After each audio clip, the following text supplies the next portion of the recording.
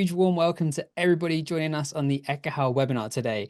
I can't tell you how excited I've been for this one because I know how much awesome content we're all going to be learning today from a real great friend of ours and a true legend in the industry.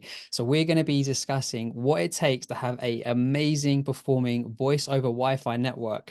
Andrew has been giving tips and tricks and the fundamentals, not just tips and tricks, by the way, on how to have great voice over Wi-Fi networks on 2.4 and 5 gigahertz. But as we enter in this new 6 gigahertz era, there's so many other things to consider and take into account. So why don't I just do a quick round of introduction? So we haven't got Mac here with us today, but I think we've got probably the next best thing, the closer we can get in Mac underscore Wi-Fi, aka Andrew McHale. So Andrew, how are you doing today?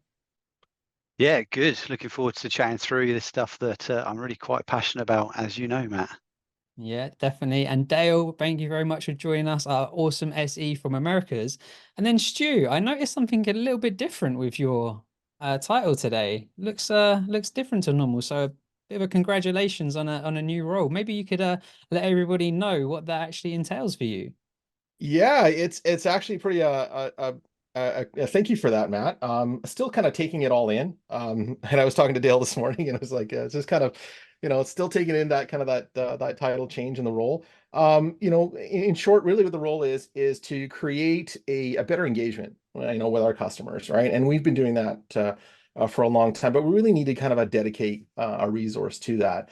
And I am super honored to take on that challenge and to kind of help direct conversations, help them with our customers and also kind of our AP vendor folks out there and people in the Wi-Fi community, right? We're building Wi-Fi. What's the best practice? How do we do this? How do we engage, right? And working alongside here with Matt and Mac and Dale and the team here.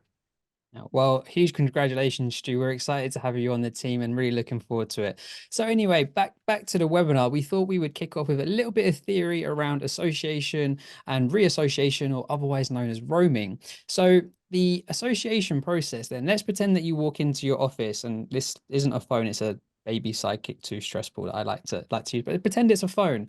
You walk into your office and your phone can hear multiple different access points advertising an SSID that it wants to connect to. So we've got access point A, B, C, and D here. The phone can hear all of the SSIDs coming from the access points, but how does the phone make a decision on which access points to associate to? And guys and girls in the webinar, I want to ask a quick question. When it comes to making this decision on the association process, do you think it's something that's decided by the client device, or do you think it's something that's actually decided by the access points? Let us know in the chat what you think. Okay.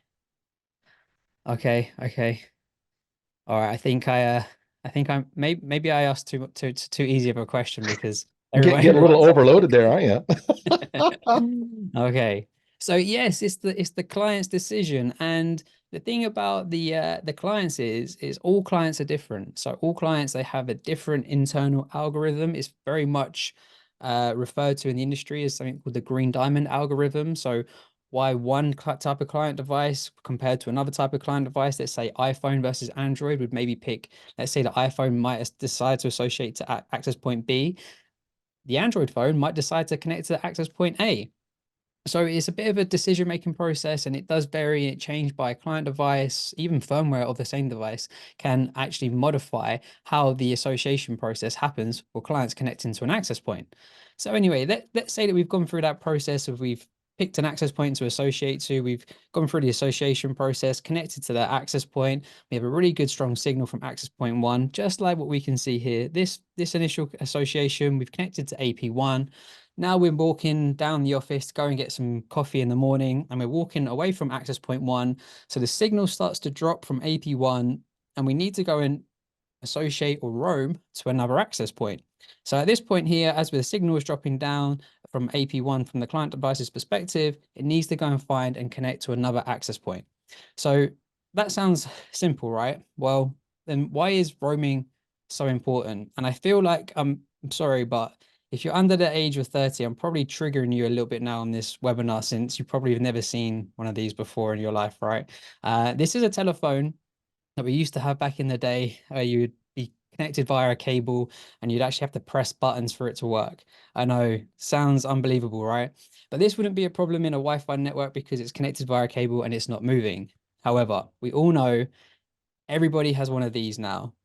Phones, tablets, laptops, scanners, you name it.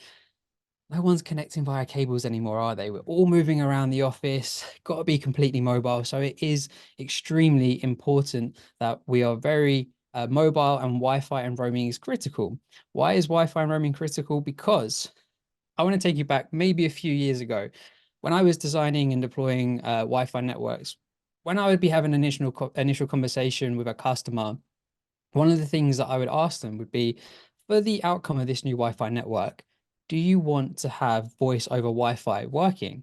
And if the answer was yes, our approach for how we would design the Wi-Fi network would be slightly different, but also how we would configure and deploy the Wi-Fi network, it would be slightly different too, because we would probably actually deploy a dedicated SSID just for voice over IP devices. There are a lot of devices out there that, perhaps you like some sort of handset phones that you'd be using in offices or retail spaces, or even you can get types of badges or devices that's dedicated for healthcare for voice over Wi-Fi calls. But someone quite wise said to me before, or maybe even at a recent conference, there was something that you said, Andrew, about Wi-Fi network these days. Yeah, I think Keith Parsons asked me a design recommendation if we're not doing voice. And in this day and age, everybody's doing voice. And in the past, we used to have the benefit of saying, well, what is our voice SSID, as you say, Matt? And we would put specific settings on that SSID. But now your corporate, your guest networks are also voice SSIDs because everyone's got a smartphone which has FaceTime, WhatsApp, Teams, Zoom. So voice is everywhere now. You are doing voice whether you officially support it or not. Exactly. And I couldn't agree anymore. What Andrew said is so true. Pretty much every guest network, corporate network, any kind of network now is effectively a voice over Wi-Fi network. So it's critical that we get it right. So coming back to the association and roaming process, well, our client devices, they need to first of all discover a Wi-Fi network. How does that work? Well, there are a few different ways and a few different things to factor in. First of all, let's say that we are going to have our mobile device do what's called a passive scan. And a passive scan is effectively when your device wants to go and associate to a wireless network, it's going to go onto a particular Wi-Fi channel for a period of time. It's going to listen for beacons coming from the access points that's advertised in the SSIDs, and then it's going to hop and move across different channels and then ultimately through different frequency bands until it hears an SSID from an access point that it knows and wants to associate to. So that's passive scanning. That can be quite slow. If you think now how many channels we've got available on 2.45 and 6 gigahertz to go through that process across all of those channels could take a really long time. So there is something that's called active scanning, where a client device, instead of waiting for a beacon on a channel for a period of time, it can actually go onto the channel, send out something called a probe request, and then any access points that hear that probe request will respond with a probe response. Now that can be faster and a way of discovering wireless networks quicker. However, on 5 gigahertz, there are some certain channels that we can't do that on. Then, taking into consideration the new frequency band that we have in 6 gigahertz, we can actually discover Wi-Fi networks from another frequency band now, which we never would have been able to do before using something called reduced neighbor report. So if you have a 6 gigahertz capable client device and a 6 gigahertz access point on, let's say it's connected and associated on either 2.4 or 5 gigahertz, via a reduced neighbor report, it can be informed about a channel of a nearby access point or access point that's connected to that it's using on 6 gigahertz. So that's the discovery process. Our client device, remember, our client device is always making that decision, discovers those networks, then it makes a decision, the green diamond algorithm of which access point it wants to connect to. And once it's been connected for a period of time and it goes to move to another access point, it's then going to roam and then reassociate. The only thing we haven't really spoken about here is what happens if, depending on how the different type of authentication you have configured. Is it an open network? Is it using WPA, WPA2, WPA3? Is it using personal or shared key algorithm, or is it using radius authentication? Why is that important? Because we want to make sure roaming not only works really well, but if you're on a voice call and you're connected, you want roaming to work fast.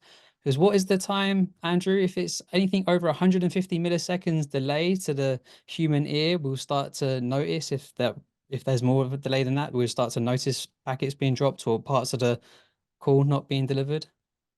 Yeah, anything over 150 milliseconds, and the human ear will start to detect an interruption in the quality of the call. Okay, so then what can we do to improve roaming? So there's a few things we can do to try and help roaming, shall we say? And we refer to these sometimes as the roaming amendments. The first one being 802.11k. Now this can help with the discovery of other access points. So 11k is neighbor report. So any access points that can hear its nearby neighbors can inform the client device, hey, rather than going scanning all of these channels, you can just go and scan the channels of my neighbors that are on X, Y, and Z. And that will speed up the discovery.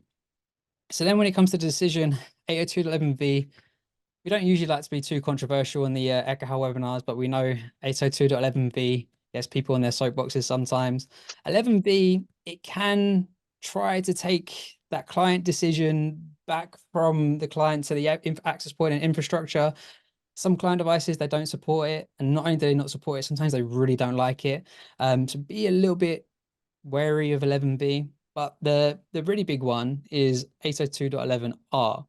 And why this is so important is if you've got one of your SSIDs configured to, let's say, use radius authentication, what would happen in this exchange now is you'd have the client device associate to the access point then forwards on those credentials to the controller, but then the controller then has to forward on a certificate or a username and password to some radius server. That radius server could be local, it could be cloud-based, it could be over the pond in the US. Radius server has to verify those credentials, send it back over the pond to the controller, to the access point, to the client device.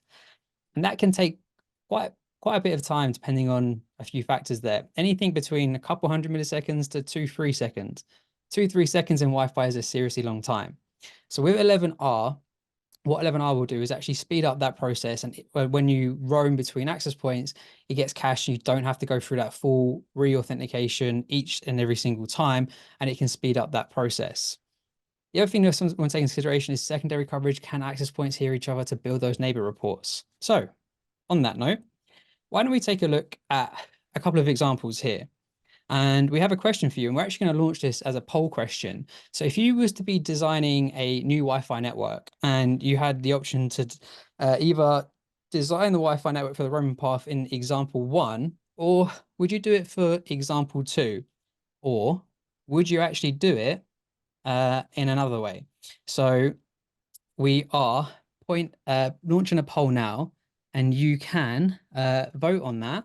And we're going to give you a little bit of time to answer the question. Maybe we should have some nice elevator music or something playing in the background whilst we let everybody answer the poll question. So I can see a big chunk and proportion of you have voted already. So I'll just give it a couple more seconds. And I will end the poll question now. And let me share the results. Okay, so the overwhelming answer was example 2. So if you used to be designing for the roaming path, it seems that the majority of people have picked to go with option 2. There was around 24% of you said option 1, and then 12% said something else. Okay, interesting. Interesting indeed. So what we thought we would do now actually is why don't we do a bit of a live demo in Ekahau AI Pro? And what we have designed in here is to do something very similar to those last examples that we just saw. So maybe Andrew, we can this might be a bit quicker, but we can talk through some pros and some cons of each example and design. This one might be a bit quicker on the pros versus cons, who knows? So what initially kind of screams out to you when we take a look at this design file, Andrew? So every AP has been placed in the corridor, which is great for maintenance and accessibility. So you don't have to disrupt whoever's in the rooms either side, be it a hotel or offices or hospital. But when it comes to coverage and predictive RF, it's going to be very difficult. Potentially lots of CCI, so on things like 2.4 gigahertz. If this is a bigger open space, you can have lots of CCI and 5 as well. Mhm. And you can see on that AP you've clicked on how far away the coverage goes. So a client is not going to want to roam down that corridor at all. It's going to be stuck to the AP at the other end, which Mm. doesn't give you good balancing of your clients. Doesn't give you, good signal strength when there's something right next to you that could be stronger. Therefore, you're achieving higher MCS, which means you're getting your data on and off the airways quicker and taking up less of the air for your data. Okay, so let's play this out then. Let's say I'm walking in this hotel. I come in the corridor. I associate AP4 on my phone. I decide to make a phone call, and let's say I'm walking down the corridor then. So I walk past this AP3 here, but I would still be connected to AP4. I then get to where AP2 is, and if I hover my mouse over here for a second, we can see that I would have a primary signal strength here of minus 60 dBm. Is that a good signal there, Andrew? Is it a bad signal? Would my phone typically be looking to roam at that point? No, that's a good signal and well within both Apple and Android's signal requirements, so that the phone would not be looking to roam there. Okay. So then if I was there then to be, let's say I was on the voice call, maybe me and you were on FaceTime, because I know how much we like to talk on FaceTime, Andrew. And I was to take maybe like a 1 meter step down the next corridor, and if I hover my mouse over here, and I go from a minus 60 dBm signal strength to all of a sudden I have minus 86 dBm. What would happen to our lovely FaceTime call? It's just going to stop. I mean, you're not even going to get choppiness. You're going to completely freeze the screen and the audio because frames are not getting back to AP4 from that point. Yeah, and then I take one more step and then the signal has completely disappeared. I got literally nothing. So I know you're an expert in this then, Andrew, then like what would my phone at this point now do? It's in panic mode, right? It needs to maintain a connection, so it's going through that scanning discovery process you talked about earlier, and hopefully it's using something like 11K, and it might already have a clue of some things around it, and so it can do quite a quick scan and roam. But Mhm. a lot of devices will just scan the whole spectrum, which is like a 4 second experience without 6 GHz involved. So you've got another 4 seconds of not seeing your favorite person holding up the cat to the camera. Okay. So not necessarily like a great design then, or not something we probably want to do. The other thing you want to call out is, I know a lot of people in the chat are saying this as well, is like you got to think about where the client devices are as well. And the client devices are not going to be predominantly using the Wi-Fi in the corridors. They're going to be in the rooms. So we want to have good coverage in the rooms as well. I know a lot of people have spoken about like the channels of the access points that's in use. Yes, this has been deliberate for now. So why don't we I think we can all probably land that we wouldn't really recommend this example, and we probably wouldn't go with this option. So why don't we have a look at the example two then? So this is kind of a little bit more in line with the design based on that example two.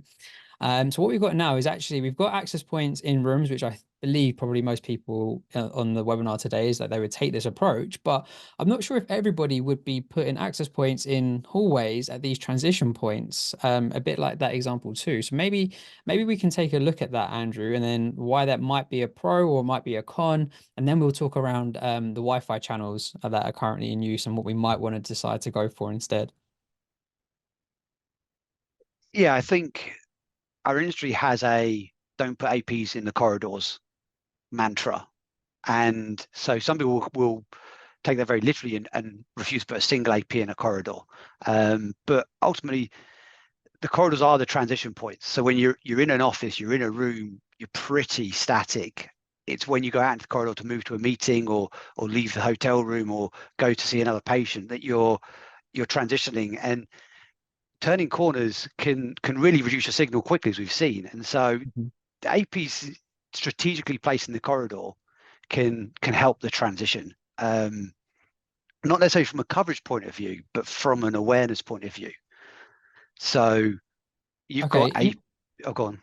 No, I was gonna say that's really interesting. So like if we this was like one of the nearest access points in comparison to that other design. And when we take a look at the signal strength coming from this access point, what you see now is a much more I don't know, like a nicer degradation of the signal strength. So at this point here, as an example, if he's walking down the corridor, you go from having minus 66 dBm signal strength, and then it starts to just slowly degrade and go down. And at this point, I believe me, if correct me if I'm wrong, Andrew, but what would happen here is your phone would hit the threshold for where it would then start be looking to go and find another access point to go and associate to.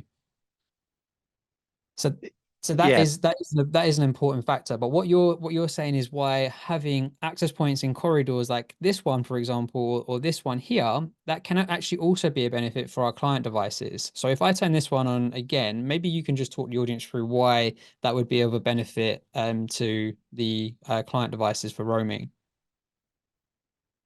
Yeah, so this really helps when using 11K. And 11K is so important for client roaming to basically pre-warn the client. Don't go and spend 4 seconds scanning every channel. I, as the AP that never move, I'm going to tell you what's around me, what I can see, and therefore you just have to cherry pick those channels when you're moving. So if we look at AP7 there and see what it can see, it can't see AP10 and 11 down to the right-hand side. So from a 11K neighbor point of view, it's not going to be considering them. It's not going to be advertising those as potential next hops for a client. So if we didn't have AP8 there in the corridor and you left the room with AP7, you came around that corner by the lift shaft, you're getting that steep cliff and you're probing for probably AP9 and AP6 because that's what AP7 has told you about.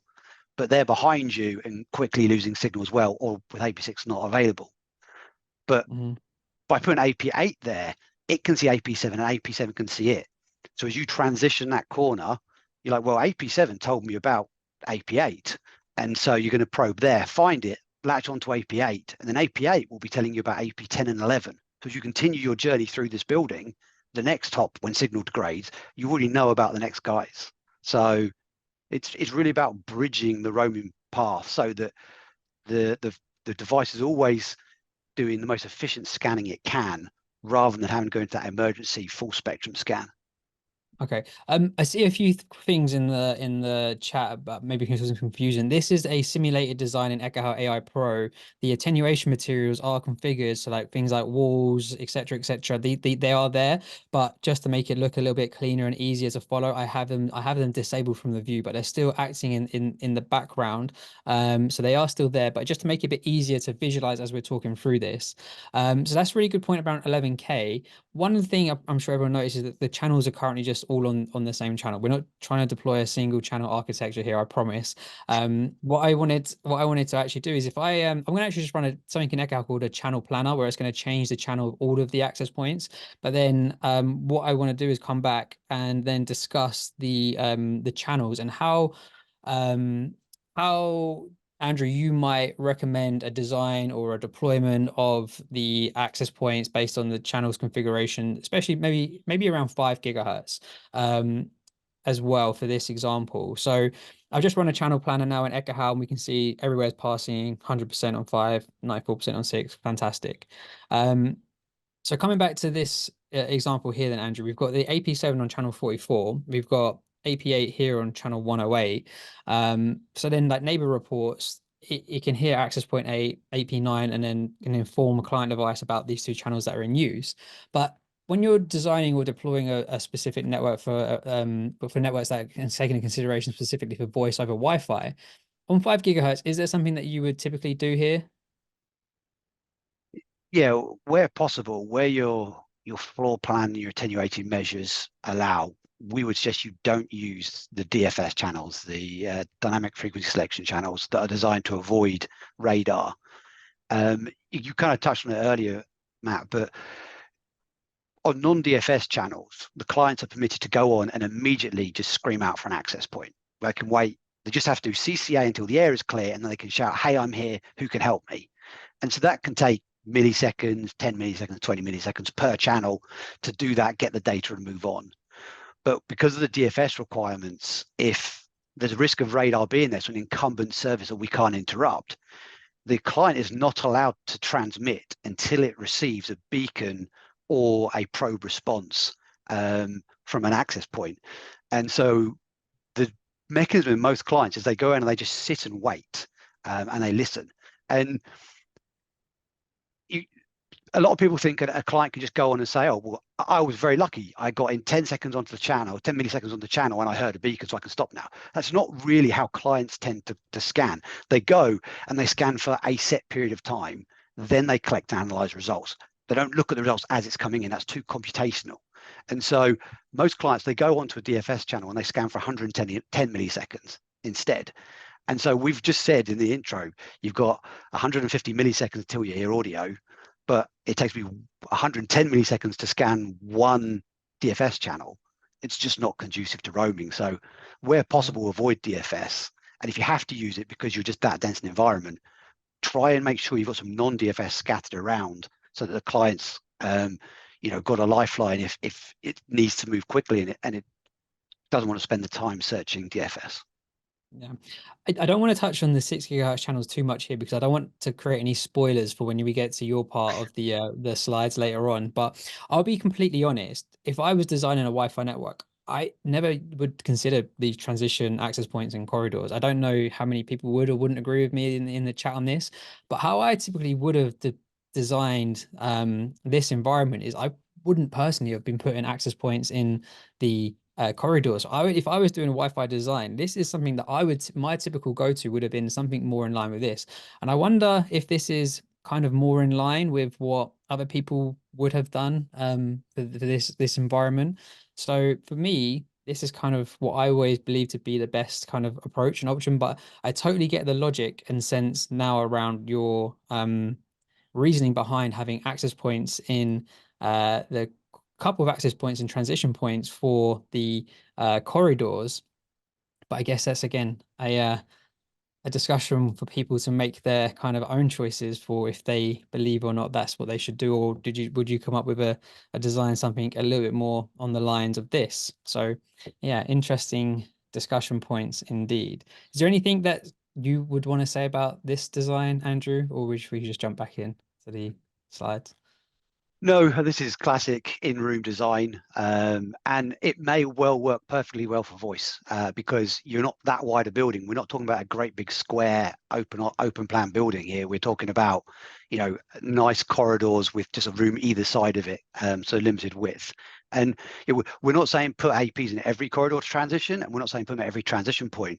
But if you've got common transition points where people go from a cubed working area to the wall of meeting rooms, and they've got a transition past the bathrooms and the refreshments area, maybe one wants to go there. So it's bridging the gap between the open office cubes and the meeting room corridor, so that as they're moving, they're staying. So it is about knowing your environment, knowing your profession, and understanding the tools to put them in the right place. Yeah. So a lot of people were mentioning like how does that secondary coverage look for this design? So I've just turned that on now. So we can see that in this kind of design with the access points that I've used, transmit power, etc., the secondary coverage is passing in all places apart from in this room and then kind of like down here. But to be honest, guys and girls, if you have a tiny bit of secondary coverage failure in the corners of your designs, it's totally okay. In my personal opinion, I believe like, putting another access point over here to just make this green here wouldn't necessarily make sense. Perhaps I could turn up the transmit power a couple of these access points nearby instead like that. So a few people do kind of agree with me. Maybe some people think I'm just trying to get some commission for selling some more access points. I don't for coming up with a new design. I don't know, but some really good, interesting talking points and definitely things I'm going to be taking into consideration moving forward. So jumping back then, and kind of handing over to you a bit now, Andrew. So 6 gigahertz. Yeah. So how does 6 gigahertz affect voice? Hooray for 6 gigahertz and this massive amount of spectrum we've got.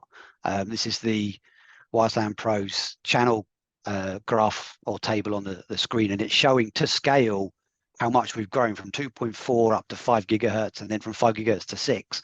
It just shows you how much more bandwidth we've got available. But as we just talked through the challenges with voice roaming, the more channels available, the longer it can take to find things. And so I wanted to dig into some data and find out, well, what mechanisms we've got in 6 gigahertz? Are they good enough for voice to keep things moving seamlessly? And I've kind of colored in the the upper part of 6 gigahertz there to kind of differentiate between the lower part that most parts of the world has, and then the upper part, which the FCC in the US has, and a few other countries, but places like Europe and the UK don't have. All the testing I did was based in the UK off UK access points.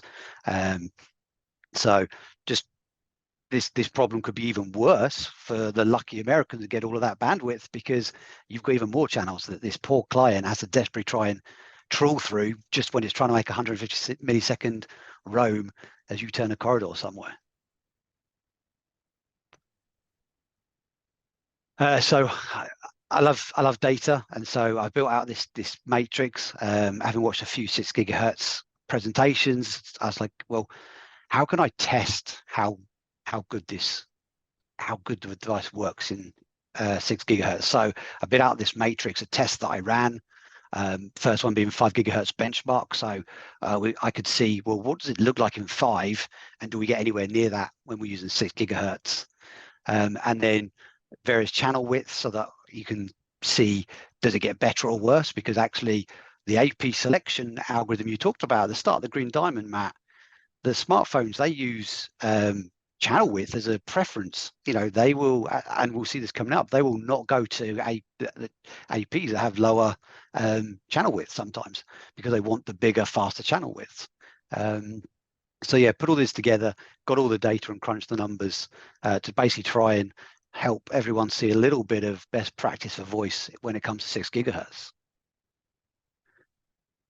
So the setup I use, so a huge shout out to Aruba, who provides me the access points to do this with. So I had 3 635 set up at home on a single floor, power levels tweaked, that roaming would happen, but it wouldn't be a horrendous experience where it was crash roaming every time. And then got the amazing Sidekick 2 along with the Analyzer app on my iPad Pro to do the data collection. I mean, that tool is just amazing. Now, I've spent over a decade walking around hospitals with a laptop on a survey tray with USB hubs and dongles, you know, constant problems because Windows not the most reliable for drivers, you know, can get upset pretty easily. Knock a doorway as you go through somewhere, and suddenly one of the adapters stops and you don't know until you finish collecting. So the Sidekick 2 with the Analyzer app for packet capture was just a really great experience. I do wish there was a few more radios in this, so I capture a few more channels, but in general, it's going to bring packet capturing to everybody. Everyone who didn't know how to do it or didn't have the tools to do it, if you're out doing surveys, well, you can now do packet captures, and it's great. So we want to try that out. And then for my testing, I use an iPhone 15 Pro and a Google Pixel 7a, which are both 6 gigahertz phones that are fairly recent. That does sound like a simple, easy way of doing packet captures. Maybe I can give everybody a quick demo of just how you did that then, Andrew. So I've got my Analyzer application, I've got my Sidekick 2 connected, and I have a feature and function inside of the Analyzer application to do packet capture. So I can click on packet capture, start new capture, and then what I can do is I can pick the channels that I want to do a capture on. What channels would you like me to do a capture on, Andrew? I don't know your home environment, Matt, so you can capture whenever you want. I doubt you have any 6 gigahertz running right now. Oh, you might have. You must be joking. I got 2 6 gigahertz APs set up here. Come on. Okay. So I picked my channels. I hit initiating capture, and then the packet capture starts, and it tells me how many packets, the duration it's been capturing for, and then the file size. So I could capture packets for as long as or as little as I want to. Once I'm happy, I can just simply stop the capture. Once it's done, I could then share it to my device via Apple SharePlay or Share, whatever it's called, or put it into like a file sharing system, email, whatever you like. But yeah, that was simple. That was fast, easy, quick, nice, sleek way of doing it compared to doing it with laptops and dongles and server trays before. So anyway, Andrew, I'm going to actually stop sharing now and hand over to you so you can cover your slides that you've got ready. Okay.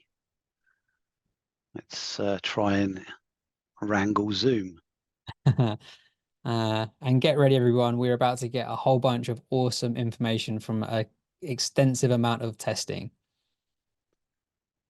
Right, Matt, can you see the right screen? Yep. Excellent. So I use this analogy for a client looking to roaming, and Matt gave us a lovely intro earlier. I think of it as speed dating, try and relate to everybody. I'm determined to try and get this into David and David's next CWNA book as the default term used for scanning. But effectively, as Matt said, the clients have to go and search for the APs they want to go to, and so on things like channel 1 in 6 gigahertz, we can use active. So we immediately sit down at the table and we start blurting out a little bit about us and what we're looking for. So the SSID we're looking for and a bit about us. And then we take that data from the person sat at the other side and we put it into our data bank and we set up analysis at the end. But then I've got another channel. So come on, Logitech, you can do it. So actually the next table, and this time it's channel 36, because they won't always go linearly. Linearly? I don't know if that's the right word, but they won't go 1, 2, 3, 4 in 2.4 and then jump 36, 40, 44. If they're using K, they'll do select roaming. A lot of clients have an algorithm to know what's been around them when they've walked down this corridor in the past, so they can jump around where they roam. But again, they've got to do the same process again, just like speed dating, go and sit at the table and spend some time conversing over there to see who they're talking to, and then they go to the next one. But this one's channel 52, it's DFS. So as we said earlier, I can't just start talking, I have to employ some manners now, and I have to sit there and actually have to let the other person talk first, and once I hear that they've talked, I can then say what I want to say and get the data. And this is a slow process, as we've discussed. So when it comes to 6 gigahertz, there's quite a few discovery methods that were new to us in 6 gigahertz. But as you know, time's gone on, there's really some that are proving the most useful to clients and the most successful. So these are the things I found really helped with roaming. So the first one is 11K, which we've had through 2.4 and 5 gigahertz for years now, and it's great, and I love it, and I want everyone to turn it on.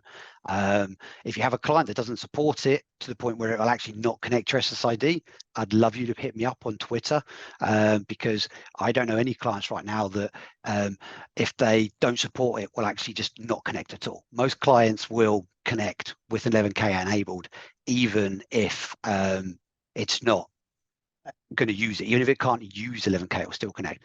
Yeah, I'm sure someone's going to come to me with a 15-year-old Philips imaging scanner from healthcare, and there's always those things. But for the majority of people on the webinar, I think 11K will work, and it will really help your clients out. And then Matt talked about this earlier as well. I'm going to show a bit more of reduced neighbor reports at the end of the webinar, but this is basically unsolicited neighbor reports. So with 11K, the client says, please give me a neighbor report, and the access point goes, well, of course, here's your neighbor report. With reduced neighbor reports, the AP is like, let's just shortcut that process. When I put out a beacon, I'll tell you about my neighbors in the beacon, and therefore you don't have to come and ask me, you just get it as part of the beacons. And then preferred scanning channels. So when people were looking at 6 gigahertz and the available spectrum and how many channels we've got available, they saw that this will take a long process for clients. So they designated certain channels as what they call preferred scanning channels. And this is where, well, don't scan the whole of 6 gigahertz clients, just scan these channels and you should find service there. The challenge is, particularly in Europe and the UK, the preferred scan channels are 80 megahertz apart. So if you're not doing 80 megahertz bonded channels, then some of your channels are going to be between PSE channels, which basically will make them invisible to any client that purely relies on PSE channels for their scanning algorithm. So great, but can it help us? How did it impact what we saw? So I'm going to show some graphs. People have probably seen me do these before in presentations. This is how I visualize a good Wi-Fi experience. It's a G711 voice call. If you try and graph the performance of an iPhone walking around that's doing nothing, it's going to be really hard to see because there's going to be very little going on. If you really want to see how your Wi-Fi is, get a client, start a voice call, ideally something like G711, because that uses a constant frame size, a constant time interval, and then you can see where does that stop being smooth. And that's kind of a really good way to test Wi-Fi. Even if you're not testing for voice, You can test how consistent your network is by running a voice call over it. So in G711, we get a packet every 20 milliseconds, which means every 100 milliseconds, we get 5. And so I always visualize at 100 milliseconds in Wireshark, and that's why you can see the black line is going along at the 5 mark on the y-axis, because it should be sending 5 every single time Wireshark is collecting the data together. But we see some massive drops here in the TX. So this is an iPhone doing a G711 conversation, and there's some massive drops in the TX, and that's not good. What could that be? Well, that's all this scanning that we've been talking about. So the conversation has been interrupted for a significant period of time because it's got to be doing scanning. So how can I visualize scanning?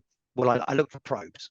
So the line dropped, but I want to verify what I'm seeing in that drop. And so I'm basically charting probes. And so in pink bars are going to be probes. If you see a pink bar, it's going to be the client probing for service. This where it goes on the channel and it says, hey, is anybody out there that can support me? There's quite a big drop there, but not a lot of probes. And that's because the Sidekick is a 4-channel device, but the iPhone could have scanned 20 channels here. So I don't see every probe it sends because I'm not capturing on all 20 channels. I'm capturing on 3 channels in my tests. And so I see the probes that were just on that channel. But rest assured, if I had a magic Sidekick that could capture every single channel going, we would see pink bars from the moment that line dropped to the end of it. And then 2 probes. So if I'm on a channel and having a nice voice conversation through an access point, if I want to go to another channel and probe, I have to tell the access point I'm talking to that I'm going to go to sleep, so that it buffers my data and it holds that in the AP buffer until I come back and tell I'm awake. And so that's what's represented by these red dots. Whenever I saw the client saying, hey, I'm going to sleep, I've graphed that. And so we can see actually the red dots, they marry up nicely with that drop in the transmit line. They show us that, yes, the transmit line dropped because the device kept going to sleep. And the probes at the end confirm all that sleeping was because it was doing a scan for other channels. And then if the client goes to that effort, you hope that it roams. So the green bars at the end basically show, did the client roam or not? If there's no green bar, he did all that scanning for no reason because it didn't roam. The green bar shows, yeah, after all that scanning and probing and interruption in TX, it did in fact roam. So that's the graphs and kind of how to understand them as we look through this data. Matt, do just jump in if you want, if I've gone, I need to go deeper or explain something clearer. No, I think the audience is extremely engaged. There was a question that did come up around like how we deploy SSIDs now for voice over Wi-Fi. Do we have dedicated 2.4 or 5 or 6 gigahertz SSIDs? But I kind of want to hold back on that question till we've got a little bit later into the slides. Yeah, we may have some of that data coming up for sure. Yeah. So here's the benchmark, 5 gigahertz connection. So the iPhone on the top there, the Pixel on the bottom. The iPhone is always a black line, the Pixel is a blue line. I just chose different colors to differentiate so we could see clearly. But you can see on 5 gigahertz at 20 megahertz wide, both clients are absolutely fine. They are transmitting, they have a drop, they do some probing, there's some sleeping, come back and they do some roams. And they're all roaming around fine. An interesting side note is the iPhone seems to have a very smooth transmission. When it's not probing and scanning, the iPhone's number, along the 5 line is really quite flat, very smooth, whereas the Android is quite up and down. It wasn't always in every test, but for most of the time, the Android was a very jagged signal for the TX line.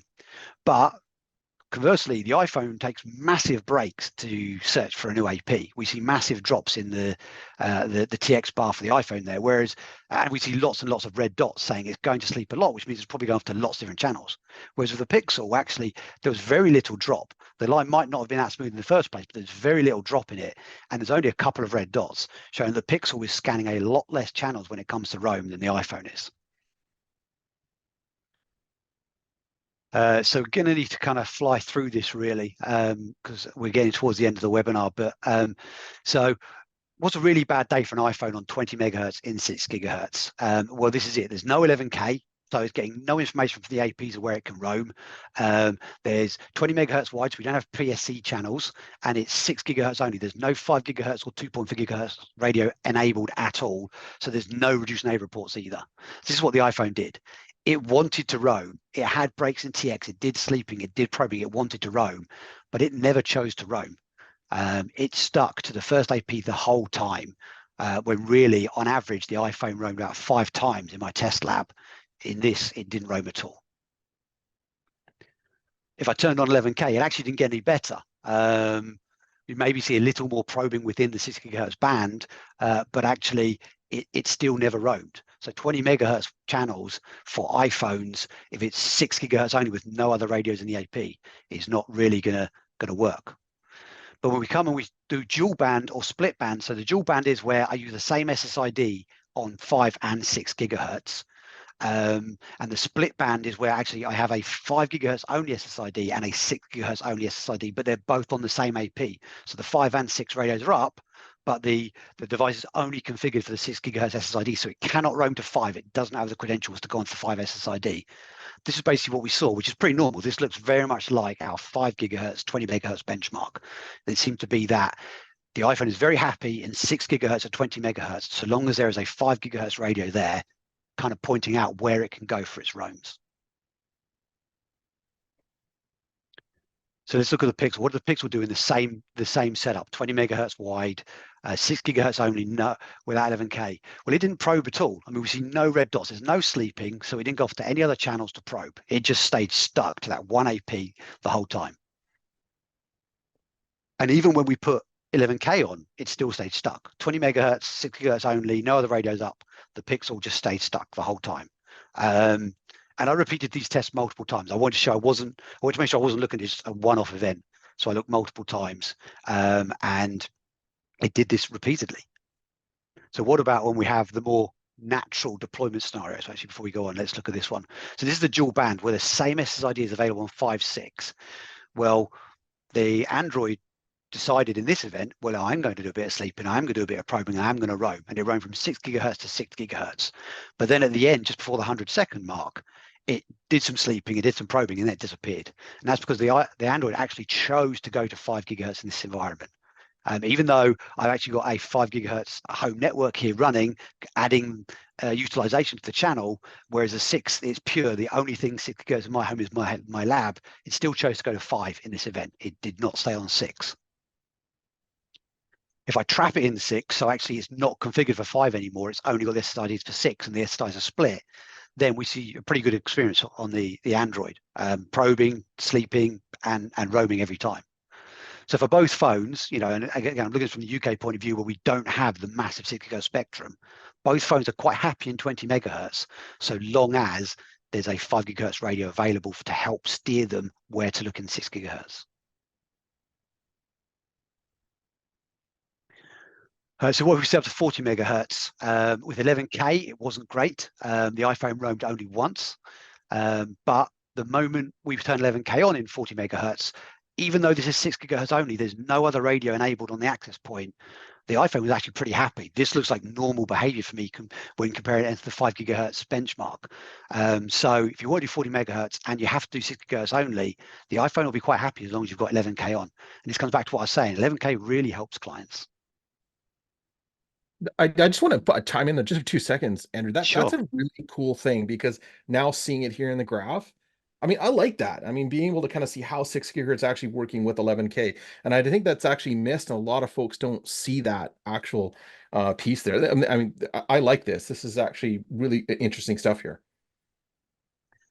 Yeah, Wi-Fi has so many frames. You know, it's not like Ethernet where it's a dedicated segment between one switch point and another. It is a shared medium. So when you do captures, you are looking at hundreds of thousands of frames, and trying to figure out what's going on is impossible. You have to graph it. You have to step up to 30,000 foot, graph something, and then look for the inconsistencies. And then you drill into where there's a problem to see why there's a problem there. So yeah, graphing is a fantastic tool for comparing, analyzing, troubleshooting. And then naturally, if it was going to be okay on 6 gigahertz only, it was going to be okay when you did the dual band or the split SSID. The Pixel's not quite the same story. So without 11K in 6 GHz only, we get one roam. And the Pixel tended to run about 3 times its environment. So it's still not really happy with that 11K in 40 megahertz. But something bizarre happened. Oh no, I always get ahead of myself. So once you turn 11K on, the Pixel's also happy. So in 6 GHz only, where you've not got any other radio on, the Pixel works really well with 11K on. Normal, about 3 roams is about what the Pixel did in this lab environment with the roam path I was taking. And I was always using that same path. Again, it chose to leave and go to 5 gigahertz again. Even though the 6 gigahertz is very clean and here and available and 11K was on, it chose to go to 5 gigahertz again. But when we trap it, it looks very similar to the second graph there or the 5 gigahertz benchmark.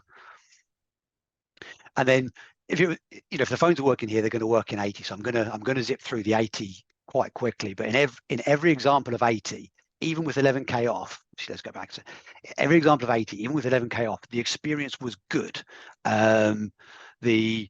Because we're now using PSE channels, right? So now we're 80 megahertz wide with a PSE channel on every single 6 gigahertz channel. So the iPhone can very quickly just scan preferred channels and find something. So as long as 80 megahertz, the iPhone actually worked even without K on. For the eagle-eyed out there, you're probably looking and saying that does not look like a good experience because we've got massive drops.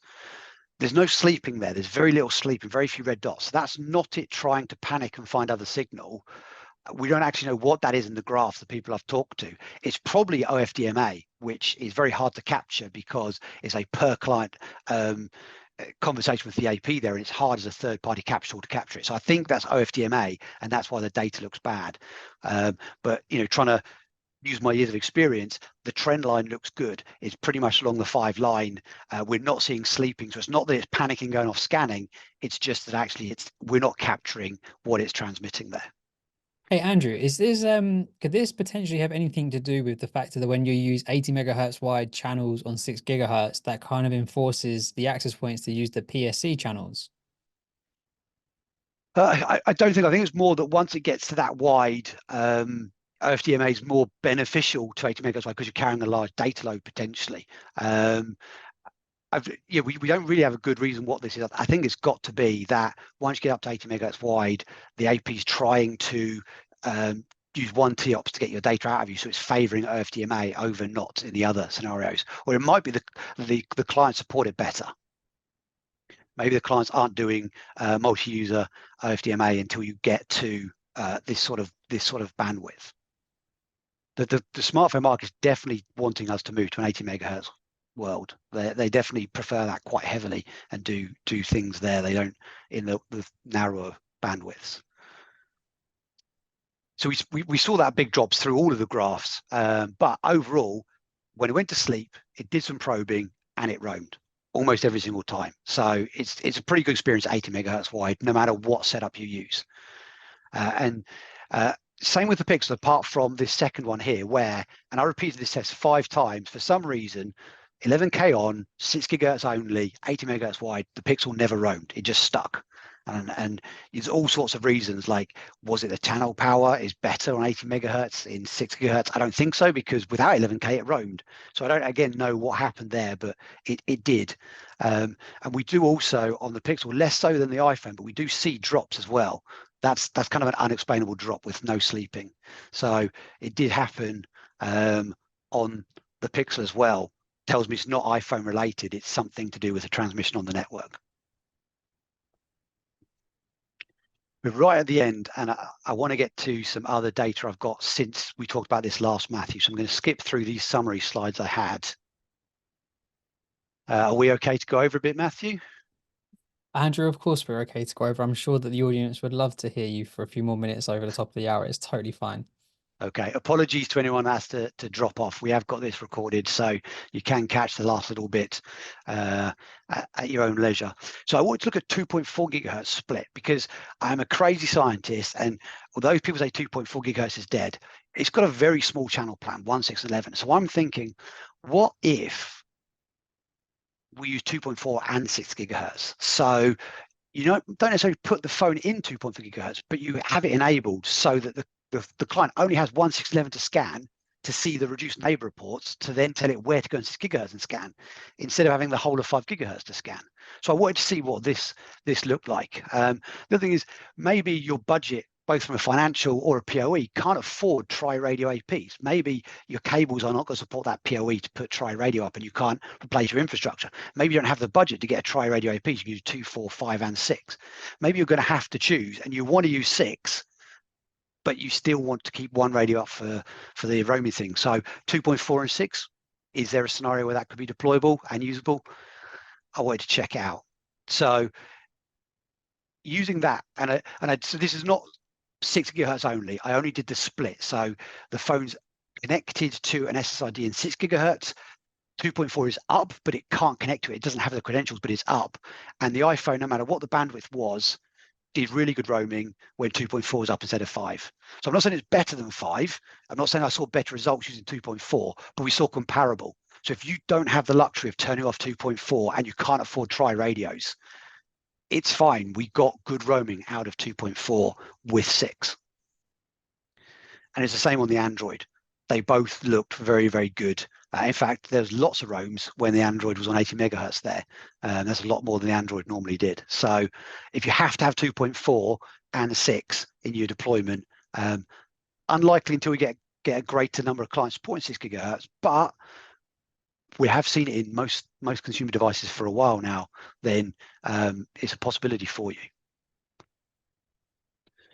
And then I wanted to show this to kind of explain or dig into PSEs a bit more. So this is the preferred scanning channels. The channels are every 80 megahertz. So if you do narrow channels, your channel does not contain a PSE.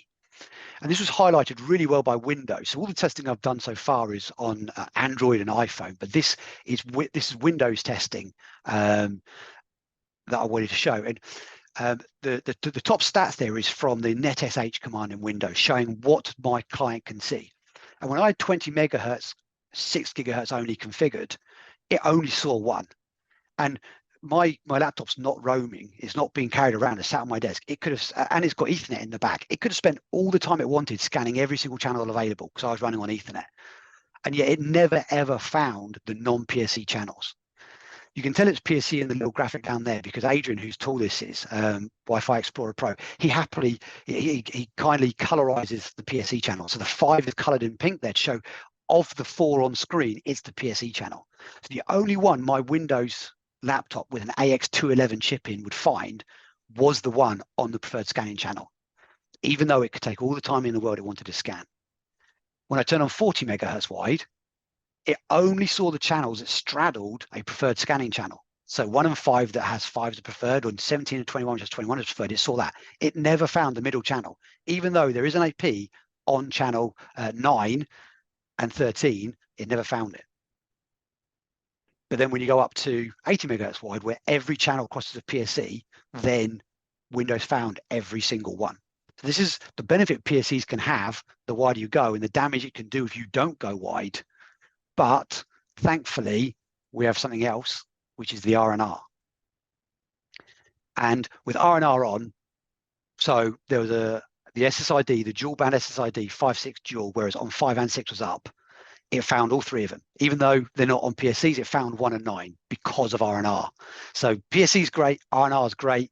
You'll use them depending on your deployment scenario. If you're going skinny channels, you need RNR. If you're going 80 megahertz, you probably don't. You can probably get away with just using PSE and not turning on any other radios. So what does RNR look like from a bit of a nerd point of view? So here is an iPhone, and it goes onto channel 44 in 5 gigahertz, and it says, hey, does anyone know an SSID called 6 only? And Aruba goes, well, I know about an SSID called 5 only. But in its beacon, it has a reduced neighbor report, and in there it is telling the iPhone that I also know about 6 only.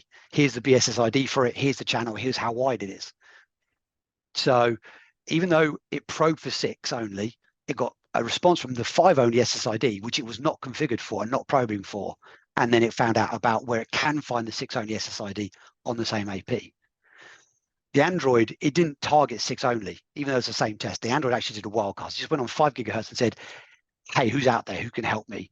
And we can see that The two blurred out ones there are a different AP. That's my home network. The lab AP, which is the middle one, it said, hey, I'm 5 only, but again, it told me about 6 only.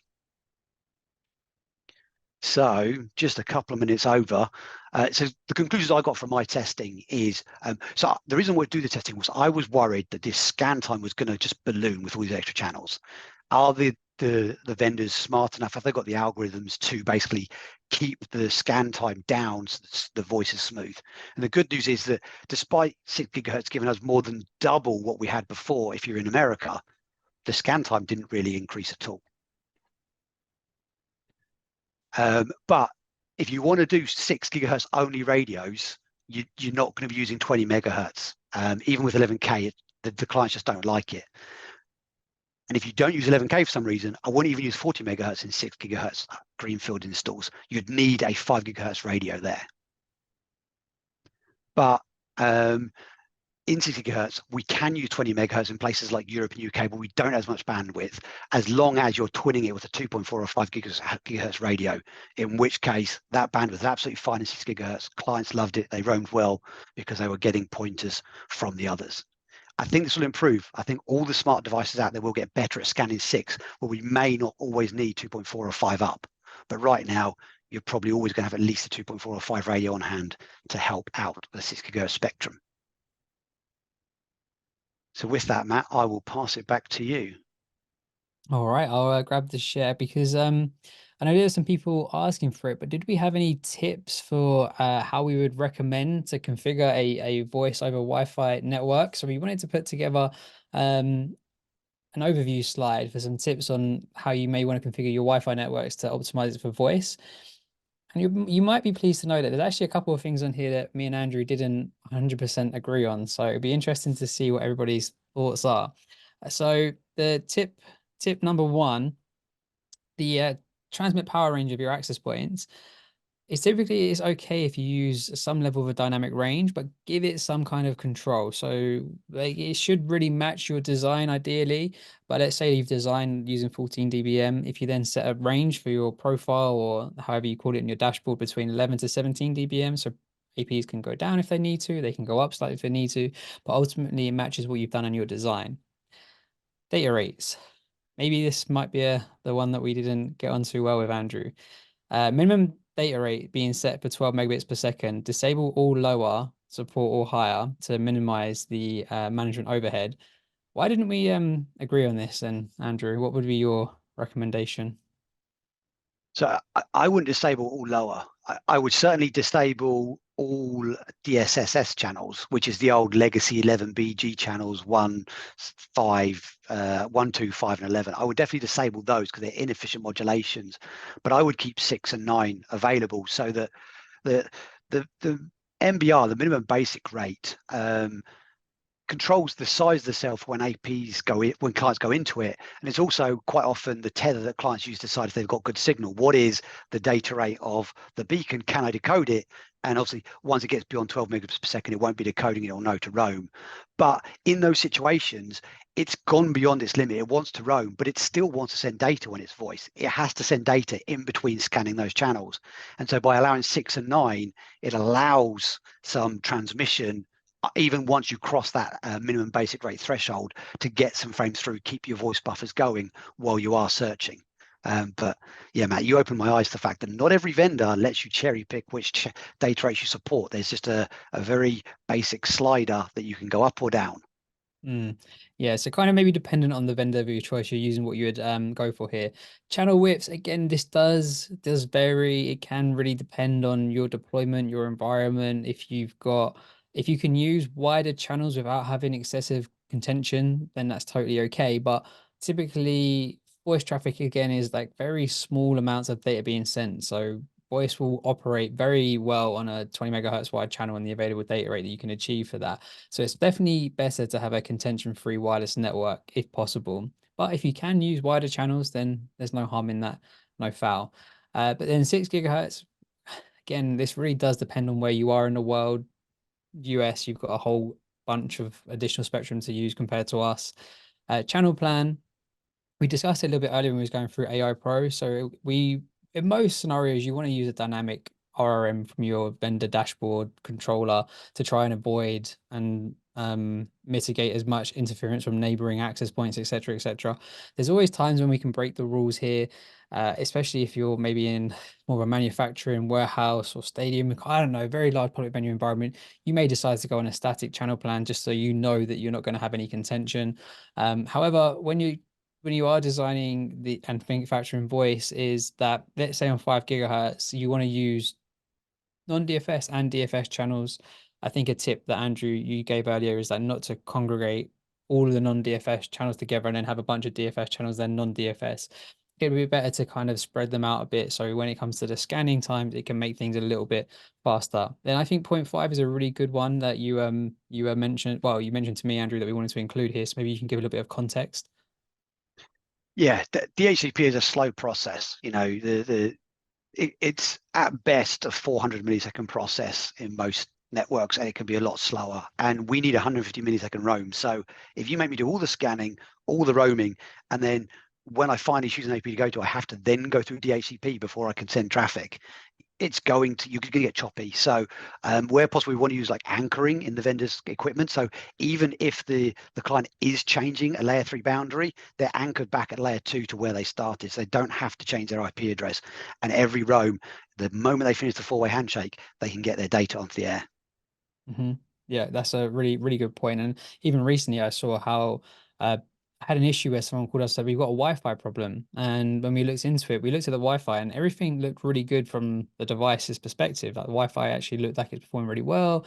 The access points and the dashboard didn't look like there's any kind of issues there. And we looked into it a little bit more, and we actually saw that the lease time for the client for the DHCP server was set to like 30 minutes. So from the client side device perspective, every 30 minutes it was obtaining a new IP address. And what was happening is they were getting disconnected from their session. But from a user's perspective, they would just see, oh, I've got a Wi-Fi problem here. And then they would call you up. So definitely one thing to watch out for. And then the roaming configuration, that tip number 6, pretty much, I can't think of any scenario where I wouldn't enable 802.11k on my environment. It's generally pretty safe. Devices are going to support it. You shouldn't run into any issues with it. 11v, a little bit controversial. Test it in your environment, make sure your devices work okay with it. And then 11R, if you are using radius authentication, you definitely want to try and have this on if possible to speed up that roaming times. There's Then no 11v there, Matt. I wouldn't let you use a slide, a webinar I'm on with 11v in it. yeah, so we I say I won some battles, you won some battles, and we kind of landed here.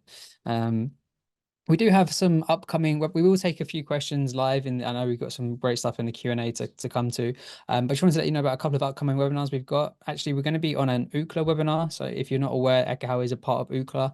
Ookla is, you may know it from running speed tests, but there's an upcoming webinar soon on indoor coverage like cellular and Wi-Fi that might be of interest to you if you want to join that. And then also our next webinar is going to be really exciting. We've got the fantastic guys and girls from Axotex joining us to talk to us about external antennas and how you can use that to improve your Wi-Fi networks from a design or even once they've been installed perspective to give you the coverage capacity and what you need for the Wi-Fi networks. I will then just leave this up for a moment or two. Andrew, there was a couple of questions in the Q&A. Someone did ask if the split environment for the 2.4 gigahertz and 6 gigahertz, what you had in your slides, would that work for the Wi-Fi if the 2.4 gigahertz SSID is hidden? Yes, because there's no DFS there, the client can immediately go on and probe on those channels. So even though it's hidden, they would probe and they would get the response they need, so it would perform the same. Hiding SSIDs really doesn't add much in this day and age. There's lots and lots of tools and YouTube videos on how to find SSIDs and get into them. So clients do. I thought it made it way more secure if you hide your SSID. Fort Knox, absolutely, yeah, rock solid. No. It's best not to be hiding SSIDs nowadays because it's just another data point that clients can use. Sometimes they don't have to probe. If they go on and they see a beacon, they'll just take that as, okay, well, I don't need to probe because I've already seen what I need. So yeah, I wouldn't advise it, but it should work fine. To answer the question, it should work just as well. The message I keep seeing pop up in the chat, Andrew, is people want to have access to those impressive IO graphs that you showed. Is there a way that they could contact you somehow to get a copy of your IO graph configuration for Wireshark? Yeah, so it's already in LinkedIn. Francois Verges asked for it in LinkedIn, and it's already there. We can attach it to the bottom of the advert for this webinar. People can ping me on Twitter for it, whatever. It's not no secret source. I'm just saying, show me this client sending data with no retries. So yeah, absolutely happy to share that. I think a lot of people will be very excited to get a copy of that. I know your inbox is a bit full on LinkedIn because you're a bit of a superstar on there now these days. So maybe Twitter is the better option to find you. Mac_Wi-Fi. He must have been a little bit gutted when he went on Twitter to start his Wi-Fi handle and found that you already had Mac_Wi-Fi. It was the first thing he said to me when we met for the first time was, "You stole my Twitter handle." Ah, funny. Hey, Stu Dale, maybe welcome back. And I don't know if you guys have got some questions queued up. Yeah, there was actually a couple of them you actually ended right at you covered right at the end there. Basically talking about kind of those steps, right? One of them was, would we still kind of reference a voice design guide still, in your opinion, for doing like voice environments? I think the need is dropping. I mean, I started looking at voice almost 15 years ago now, and there had to be a dedicated SSID, and you really had to coach people to be ready for it. In reality now, people are so dense that you've got the coverage for voice. We don't have to worry about that anymore. It's just adding the brilliant things that IEEE have given us, like 11K, 11R, to make sure that the process is as smooth as possible. So yeah, I think we are moving to a world where, as I said, everyone's doing voice. So no, we don't have to say it's a voice design anymore. We just say it's a high density, good roaming design. Right, great. Yeah, because I think that last slide kind of summarized that, is how you're going to be designing for 6 GHz. What are some of the things? And we're dealing with devices that were not like the old phones of the day, right? So a little different from doing these old guys and dedicated devices. All right. The other one, Dale, I think you had one, and I've got another one after that. So Oh yeah, no problem. And this might kind of actually tie back to that last question and answer, but it was stated, the question was, applications such as Zoom, Teams, typically incorporate voice over IP. However, they're typically run on laptops, tablets, devices which run other applications that do not need packet prioritization. How should that be set up for roaming is the question. Yeah, things like Team and Zoom can be interesting because they're often going out to a cloud service before going back into the network if the people are in the same building. And so there's no guaranteeing quas tags across the internet. It just doesn't happen. Maybe if you're doing site to site and you control the WAN link between, you could do it in your org. But it's kind of even more the case there. We need to make sure this network is suitable for clients that want to send a lot of data. A small amount of data often, because we can't rely on quas anymore. We're not controlling it inside. Voice always used to be a contained element. You just put a Cisco phone system in, or an Ascom or an Alcatel or whatever, and it was in your network, and the central server was there on premise. Not anymore. So yeah, it's interesting. FaceTime does do quas tagging. So if you look at a FaceTime call, you'll see it does actually quas tag, and it will go to peer to peer. So if you've got two FaceTime people in the same building, they will do to peer, and quas can help you. But Teams, I think it's Teams. Zoom definitely doesn't do any quas tagging, and so it's going as every other traffic. And so again, it comes back to this, everyone's doing voice. So design like you're using voice, design like you require voice. And then yes, a laptop might be sending emails and checking websites and pulling down huge Ekahau files. But because you've designed for voice, it will also be quite happy sending out those voice frames at the same quas level. Thank you. All right, Stu, back to you. I think you had one more, right? Yeah, I think that kind of followed up into a little bit of that. So that's great. And now folks can reach out to you, Andrew. They said there was a couple of other folks, and he was want to know a little bit more about your testing that you did with the 11K in the roaming. Definitely see how you were testing it with a dual 6 GHz on and on. So that I know there's some little more expanded questions that may not have some room here on the webinar today. So if they can reach out to you, that would be great. Yeah, absolutely. Not everyone's in love with Twitter or X these days, but that's kind of where I do most of my conversing. Yeah. I'm in the Wi-Fi Pro Slack. I'm on LinkedIn. So yeah, ping me. Happy to answer any questions. Just want Absolutely. everybody to be in good voice. Oh, I mean, I couldn't think of a better way to end with Anders saying that you are the voice of reason. And you got to love his puns. Yes, his puns do make me laugh. They are very good and always on point as well. Okay, well then I think this has been a fantastic webinar. I know I personally have learned a lot. The content and the testing has been so extensive by Andrew. So thank you so much for taking the time to do that and then sharing it with us. Thank you very much to everyone so much for joining us on the webinar today. All of our guests, Stu, Dave, Dale, thank you so much for being here. Andrew, it's been a pleasure, my friend, and I look forward to seeing you all in the next one. Thanks for having me. All right. Bye, everybody. To everyone.